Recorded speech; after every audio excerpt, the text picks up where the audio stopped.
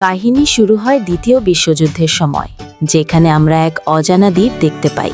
American সৈনিক আরিফ মৃত্যুর মুখ থেকে পালিয়ে একটি বোটে করে অনেকদিন ভাসছিল। আরিফ কোনোভাবে জার্মানি সেনাদের থেকে নিজেকে বাঁচিয়ে এখানে চলে আসে। আরিফ এই দ্বীপটি দেখার পর আবারও বাঁচার আশা ফিরে পায় এবং তার বোট নিয়ে দ্বীপে চলে আসে। মাটিতে পা রাখার পর আরিফের চোখে মুখে স্বস্তির ছোঁয়া লাগে, আর তখনই তার চোখ যায় একটি গির্জার ওপর। আরিফ ভাবে, এখানে যদি কেউ না থাকে তাহলে গির্জা কিভাবে হতে পারে। এইসব ভাবতে ভাবতে সে গির্জার দিকে এগিয়ে যায়। তারপর যখনই সে গির্জার কাছে পৌঁছায় তখন গির্জার ভেতর থেকে একজন নান বেরিয়ে আসে। ওই নান আরিফকে দেখা মাত্রই ভয় পেয়ে যায় আর কাঁদতে কাঁদতে তার কাছে ক্ষমা চায়। নান বলে, দয়া করে আমাকে ছেড়ে দিন, আমি নির্দোষ।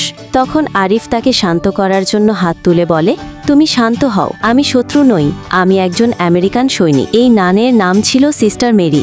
ভেতরে গিয়ে মেরি আরিফের সাথে তার কাহিনী বলতে শুরু করে।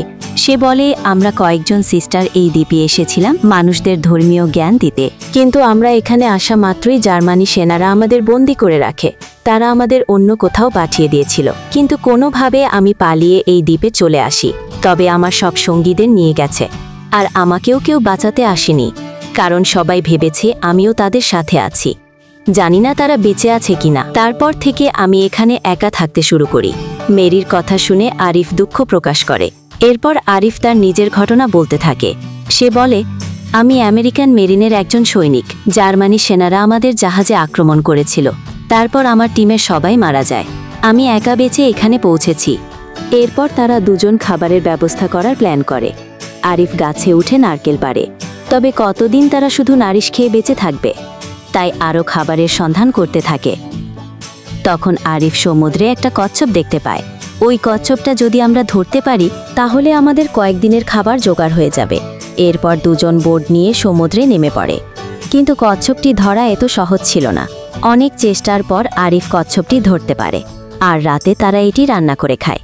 এই প্রথমবার তারা এই দ্বীপে ভালো খাবার খেতে পেয়েছে। পরদিন দেখা যায় আকাশে জার্মানির যুদ্ধবিমানগুলো এই দ্বীপের দিকে আসছে। আরিফ বলে, আমাদের পালাতে হবে। এরপর দুজন একটি গুহার মধ্যে লুকিয়ে পড়ে। গুহার ভেতর থেকে তারা দেখে যে জার্মানি সেনারা এই দ্বীপে অবতরণ করেছে। আর কিছুক্ষণের মধ্যে তাদের গির্জা পুড়ে ছাই হয়ে যায়। মেরি অনেক ভয় পেয়ে যায়। দুজন চিন্তায় পড়ে যায় যে তারা বেঁচে থাকবে কিনা, কারণ এখান থেকে বের হলেই শেষ। মেরি বলে, আমি যদি জার্মানি সেনাদের কাছে আত্মসমর্পণ করি তাহলে তুমি বেঁচে থাকবে। আরিফ বলে, ওই সেনারা তোমার কি করতে পারে, তোমার কোনো ধারণা আছে?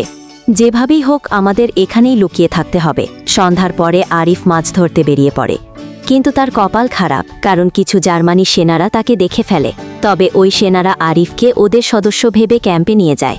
ওখানে গিয়ে আরিফ খাবার সংগ্রহ করতে থাকে। তখন কয়েকজন সৈন্য ওখানে চলে আসলে আরিফ লুকিয়ে পড়ে। তারপর সারা রাত সেখানেই লুকিয়ে থাকতে হয়েছে। সকাল হতেই মেরি দেখে আরিফ তার কাছে নেই, তাই চিন্তায় পড়ে যায় যে আরিফকে হয়তো সেনারা মেরে ফেলেছে। অন্যদিকে আরিফ চুপচাপ খাবার গোছাতে থাকে। যখনই সৈন্যরা ট্রেনিংয়ের জন্য বের হয় তখন আরিফ বের হয়ে জঙ্গলের গুহায় চলে আসে। এখানে মেরি অনেক ভয় ছিল। সে হঠাৎ গুলির আওয়াজ শুনতে পায় আর ভাবে এবার হয়তো আরিফ শেষ, তাই সেও দেয়ালে মাথা ঢুকে কাঁদে। ঠিক তখনই কেউ এসে তার কাঁধে হাত রাখে। মেরি দেখে যে আরিফ চলে এসেছে, সে অনেক খুশি হয়। তবে আরিফ তাকে বলে, তুমি গুহা থেকে বের হলে কেন? এরপর সে ব্যাগ থেকে খাবার বের করে দেখায়। মেরি বলে, এরপর থেকে তুমি না বলে বের হলে আমিও এভাবে বেরিয়ে আসব। আরিফ একটু হেসে বলে, ঠিক আছে, এরপর থেকে আর এমন হবে না।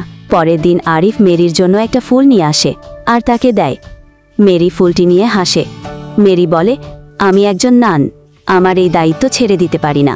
আরিফ বলে, তুমি কি তোমার এই সিদ্ধান্ত পরিবর্তন করতে পারো না? মেরি বলে, আমি আমার ঈশ্বরের কাছে কথা দিয়েছি, আমি তা ভাঙতে পারি না। এইসব কথা শুনে আরিফের মনে অনেক কষ্ট লাগে। সে সমুদ্রের কাছে যায় আর বলে, তুমি ঠিকই বলেছ, আমার সবসময় যুদ্ধক্ষেত্রে থাকা উচিত, আর তোমার জন্য এতটুকু যথেষ্ট নয়। রাতে আরিফ বিয়ার খেয়ে মাতাল হয়ে যায় আর মেরিকে গালাগালি করে। মেরি ভয় পেয়ে জঙ্গলে গিয়ে লুকিয়ে থাকে। সকালে আরিফ মেরিকে অচেতন অবস্থায় খুঁজে পায় আর গুহায় নিয়ে যায়। মেরির জন্য গরম কাপড়ের দরকার ছিল। আরিফ জার্মান সেনাদের ক্যাম্প থেকে কাপড় চুরি করতে যায় আর সেখানে একজন সেনাকে মেরে ফেলে। এরপর আরিফ মেরিকে কাপড় পরিয়ে দেয়। সকালে মেরি নতুন কাপড় দেখে অবাক হয়ে যায়। আরিফ বলে যে সে অজান্তেই এটা করেছে। মেরি তাকে ক্ষমা করে দেয়। এরপর বাইরে আবারও গুলির শব্দ শোনা যায়। আরিফ বুঝতে পারে জার্মানির সেনারা আবারও এসেছে। বাইরে তাকিয়ে দেখে যে চারিদিকে আগুন জ্বলছে। সেনারা জেনে গেছে যে তাদের একজন সদস্য মারা গেছে, তাই তারা ওই শত্রুকে খুঁজতে পুরো দ্বীপে তল্লাশি চালাচ্ছে। আরিফ মেরিকে বলে, এখন আমাদের আবারও গুহায় লুকিয়ে থাকতে হবে। এই কথা শুনে মেরি ভয় পেয়ে যায় আর ঈশ্বরের কাছে প্রার্থনা করে। কিছুক্ষণ চিন্তা করার পর আরিফ একটি সিদ্ধান্ত নেয়। সেটা হলো জার্মানির সেনাদের কাছে আত্মসমর্পণ করা, যাতে মেরির জীবন রক্ষা পায়। তবে মেরি সেটা করতে বাধা দেয়। এরপর বাইরে থেকে আরও গুলির আওয়াজ আসতে শুরু করে। জার্মানির সৈন্যরা গুহার বাইরে দাঁড়িয়ে বলছে, যারা এই গুহায় লুকিয়ে আছো তারা এখনই বেরিয়ে আসো, নইলে আমরা এই গুহাটি উড়িয়ে দেব।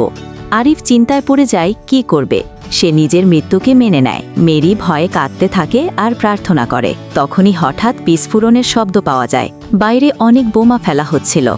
জার্মানির সৈন্যরা চিৎকার করতে শুরু করে। তখন আরিফ বুঝতে পারে আমেরিকান সৈন্যরা এখানে পৌঁছে গেছে। এখন জার্মানির সেনাদের নির্মূল করা হচ্ছে। তবে আরিফের একটি কথা মনে পড়ে। সে যখন জার্মানির সেনাদের ক্যাম্পে গিয়েছিল তখন সে দেখেছে জার্মানির সেনারা পুরো এলাকায় বোমা পুঁতে রেখেছে।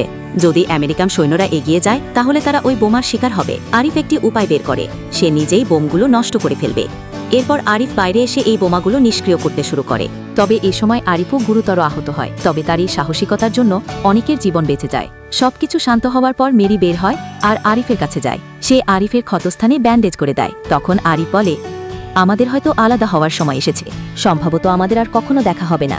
মেরির চোখ থেকে পানি পড়তে থাকে। সে বলে, হয়তো আমি তোমার সাথে সারা জীবন কাটাতে পারবো না, কিন্তু তুমি সবসময় আমার হৃদয়ে থাকবে। তারপর আমেরিকান সৈন্যরা আরিফকে চিকিৎসার জন্য নিয়ে যায় আর মেরি তার পেছন পেছন যায়। যদিও তারা দুজন আলাদা হয়ে যাচ্ছে, তবে তাদের স্মৃতি সবসময় তাদের একসাথে রাখবে। আর এখান থেকেই এই মুভির গল্পটা শেষ হয়ে যায়। বন্ধুরা, তোমাদের এই মুভির গল্পটা কেমন লেগেছে কমেন্টে জানাও। এরকম দারুণ সব এক্সপ্লেনেশন দেখতে ভিডিওতে লাইক দিয়ে চ্যানেলটা সাবস্ক্রাইব করো। কথা হবে নতুন কোনো গল্প নিয়ে। ততক্ষণ পর্যন্ত অপেক্ষায় থাকো। বাই।